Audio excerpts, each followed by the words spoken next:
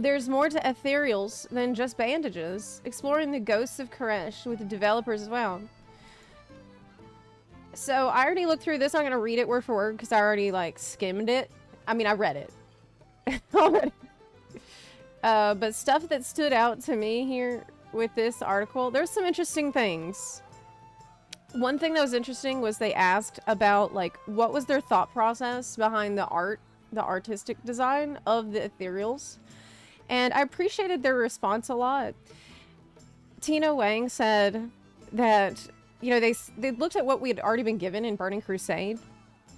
And then they looked at like little details of curves of their metal shapes, how they wrap themselves. How is the wrapping unique for the different members of their culture? I thought that was pretty cool. Like that's the kind of questions you need to ask if you're working on world building for your game, really. How would they wrap it? Like that would be interesting if some of the quests go into stuff like, what do you do if you need to change it? I don't know. They were talked a little bit about, this is something I'm most looking forward to. Not most, but it's like big thing I'm very looking forward to in Ghosts of ARESH. The Eco Dome to manage. You will get your own Eco Dome and you can, what I didn't know that they pointed out in this interview is that you're going to be able to bring animals and stuff from other zones back to this ecodome in ARESH. So it's not just like, is this going to be like a scavenger hunt type thing? That's really cool. Yeah, she said the selection of zones definitely isn't limited to the War Within. So, and she mentioned going off to Tanaris. So that would be cool if like you go all the way out there, pick up a turtle, and haul it back to the ecodome. What happens next? Actually, later on in the interview, they said something else really interesting about the ecodome, which is that it's going to lead into something really, really cool. So they said, she said, I don't want to oversell it, but I'm really looking forward to seeing people see the end of that feature and how it resolves, because it's going to build towards something different, which that really had me scratching my head and asking myself, what in the world are they talking about? That's pretty interesting. We don't know. I mean, we're getting... It's probably not going to be anything that ties into player housing, because that's not coming till fall.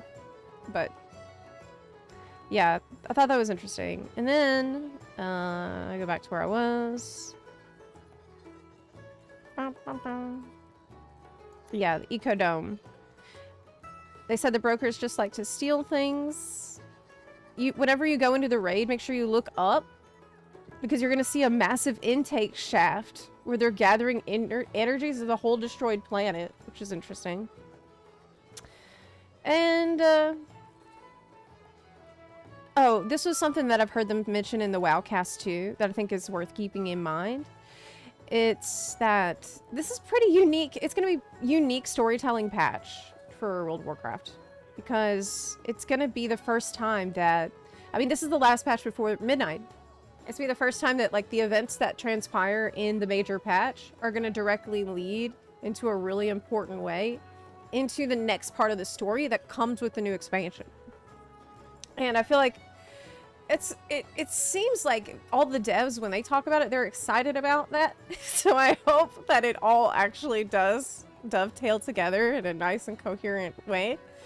But I like that they're taking risks with their storytelling and trying to do things in a different way. Yes. Also, when you see ARESH, you're seeing the stakes of the World Soul Saga. I thought that was another interesting thing that was said. This could be us. We're seeing what happens when a planet does get eaten up by a Void Lord. Well, that, you know, Azeroth could be next. So it's better to show, don't tell. Like, we'll see why it's bad. Also, you're going to be able to fly with dragon riding from the very beginning. Thank God. And, that's kind of it. I already mentioned the, like, Ecodome leading into the next major thing. Yeah, okay. That's really it. I'm really looking forward to it because it looks like a gorgeous place with like the moon opalescent sand and just looks like it's gonna be fun. Especially if it leads to us getting that third demon hunter spoke, which I really, really want.